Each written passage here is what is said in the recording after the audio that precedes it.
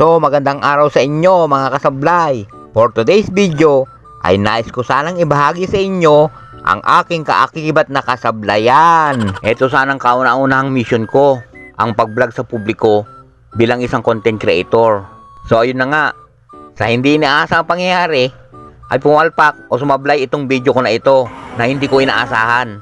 Ang hirap pala maging isang content creator. Ang akala ko ay napakadali lang. Sinubukan kong gampanan ang mga ginagawa ng mga ibang content creator. Pero sa unang salang pa lang ng aking pagbablog ay sumablay na. Tanga! Kaya nais kong ibahagi sa inyo ang buong pangyayari kung bakit sumablay ang una kong misyon. Ang topic sana sa una kong video ay ang mag-prank sa publiko. Ang una ko sanang misyon ay pupunta ako sa mga flower shop. Batid naman natin na ang flower shop ay bilihan ng mga bulaklak.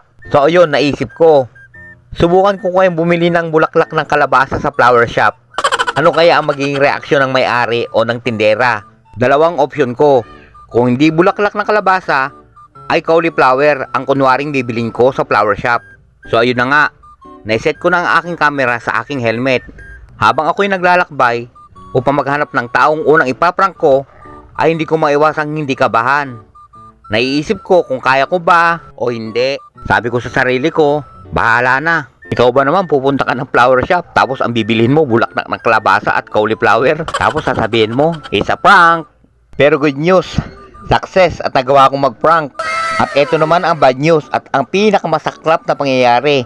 Pag uwi ko ng bahay para mag-edit, naku po, walang audio ang ginawa kong video. Yun pala, hindi na ipasok ng gusto ang ginamit kong mic ng aking camera. Ayan o, kung mapapansin nyo, hindi gaano nakapasok.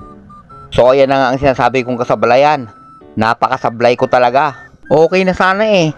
Okay na ang pagkakagawa ng prank na ito. Kaso nga walang audio. Kaya para hindi masayang ang video, kaysa sa i-delete ko, i-voice over ko na lang. Sayang din naman kasi yung effort ko. So eto na, ipapakita ko na sa inyo ang una kong target. So ayan na.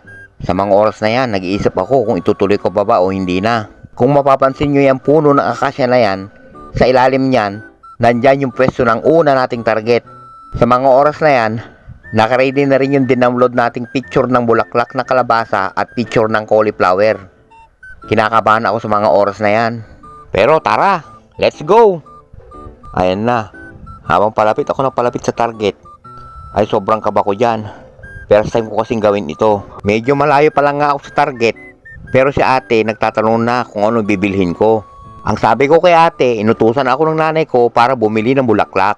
At tinanong ako ni ate kung anong klaseng bulaklak ang bibilhin ko, kung bouquet ba o arrangement. Sa mga oras din yan, habang hinahanap ko sa aking cellphone yung picture ng bulaklak ng kalabasa, ay hindi ko talaga maiwasang hindi kabahan. At ayan na nga, nung nakita ko na yung picture ng bulaklak ng kalabasa, ay agad ko nang pinakita kay ate. At ayan, tinitigan niya. Tuwang-tuwa si ate nung nakita niya, at pati yung kasama niya ay tawa ng tawa. At nagtaka kung bakit bulaklak ng kalabasa ang bibilin ko sa shop nila. At diyan ko na sinabi kay ate na prank lang ito. At ipinakita ko na rin kay ate yung picture ng bulaklak ng cauliflower. Sayang talaga mga kasablay, ano. Napakaganda na sana ang pagkakagawa ng prank natin na ito. Ang kaso nga lang, walang audio. Hayaan nyo, sa susunod na paggawa ko ng ganitong content, ang pag-prank ay pagbubutihin ko na.